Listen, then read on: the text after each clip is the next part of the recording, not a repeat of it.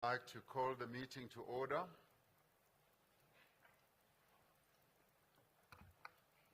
And welcome you all. Your Excellency President Lula da Silva, President of the Republic of Brazil, Your Excellency President Vladimir Putin, Your Excellency Prime Minister Narendra Modi, Your Excellency President Xi Jinping,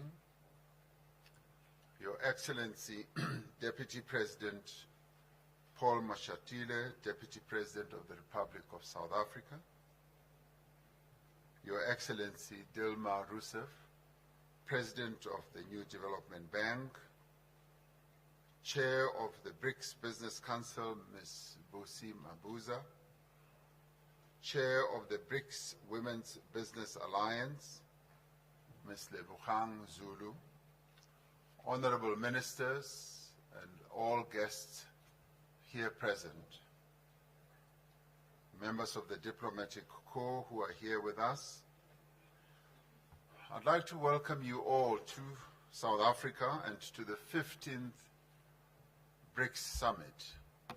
This is the open session of our summit, so it's a pleasure and a joy to have all of you here. The BRICS partnership straddles 4 continents and 5 countries that are home to almost 3.5 billion people who live on this planet. Over the past decades, the bloc has been a major driver of global growth, of global trade and investment as well. BRICS stands for solidarity and for progress. BRICS inclusivity and for a more equitable order. BRICS also stands for sustainable development.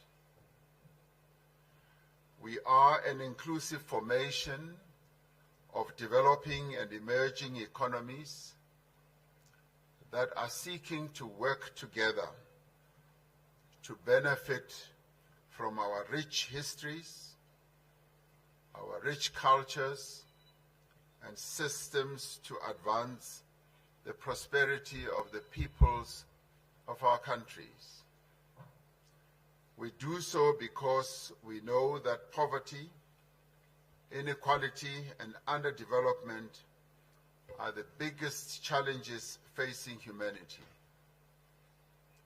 We are therefore determined that the BRICS partnership, which has been growing in importance and influence over the years, must be harnessed to drive an inclusive global economic recovery. Advancing the African agenda for us is a strategic priority as South Africa during its chairship of BRICS. It is for this reason that we have chosen as the theme for this year's summit, BRICS and Africa, a partnership for mutually accelerated growth, sustainability, and inclusive multilateralism. We welcome the ongoing engagement of BRICS countries with Africa in the spirit of partnership and mutual respect. We are pleased that all BRICS members, Brazil is re-engaging with the African continent in a meaningful way. Russia has always had really good and meaningful relations with African countries. China has chosen to assist and support Africa with its aspirations for development. And all of us, in the ways that we are involved and engaged, we want to be engaged with Africa. India continues to increase its engagement and its trade with Africa. So as the BRICS family, all of us as members, we are deeply invested and deeply engaged with Africa. Our objectives are reciprocal trade and investment. We want the goods and products and services from Africa to compete on an equal footing on the global economy. The African Continental Free Trade Area, once fully operational, will unlock the benefits of the continental market and generate mutually beneficial opportunities for both African and BRICS countries. As nations of the world confront the effects of climate change, we must ensure that the transition to a low-carbon, climate-resilient future is just, it must be fair, and it must be able to take into account the different circumstances that prevail in all countries. In line with this objective, BRICS nations need to advance the interests of the Global South and call for industrialized countries to honor their commitments to support climate actions by developing economic progress. The commitments of support that have been made that have not yet been lived up to need to be followed through. Peace and stability are preconditions for a better, more equitable world. We are deeply concerned about conflicts across the world that continue to cause a great deal of suffering and hardship to many people around the world. As South Africa, our position remains that diplomacy, dialogue, negotiation, and adherence to the principles of the United Nations Charter are necessary for the peaceful and just resolution of conflicts. We are concerned that global financial and payment systems are increasingly being used as instruments of geopolitical contestation. Global economic recovery relies on predictable global payment systems and the smooth operating of banking, supply chains, trade, tourism, as well as financial flows. We will continue discussions on practical measures to facilitate trade and investment flows through the increased use of local currencies.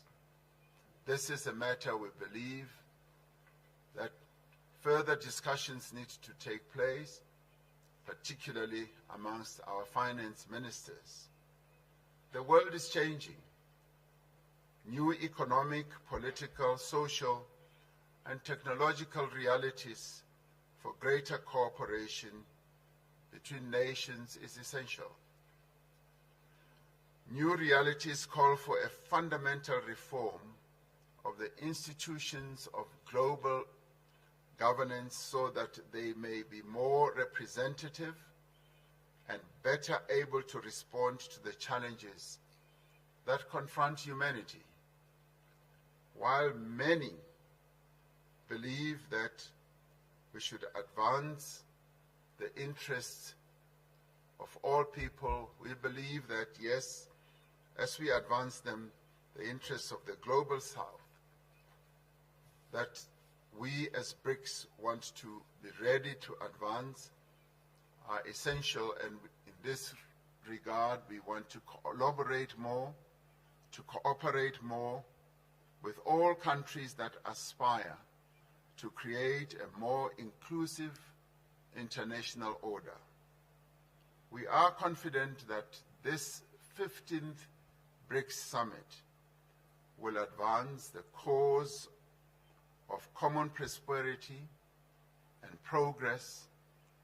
We are confident that this 15th BRICS Summit in the end enrich and inspire our work towards the achievement of a much more humane global community. This is what BRICS is all about. This is what BRICS is committed to achieving. It is a great honor for us as South Africa to have this opportunity to host this 15th BRICS Summit and to have in our presence the BRICS members as they are represented here. And with those words, I open this session and then call upon one of the young leaders of our country who is also going to have an opportunity to give the words of welcome, but also to give the hope that young people in the BRICS countries hope to communicate to all of us. I call upon Ms. Asanda Luaka to speak to us. She is the chairperson of the Board of Directors of the National Youth Development Agency that seeks to advance the interests of young people in South Africa. Ms. Ayanda.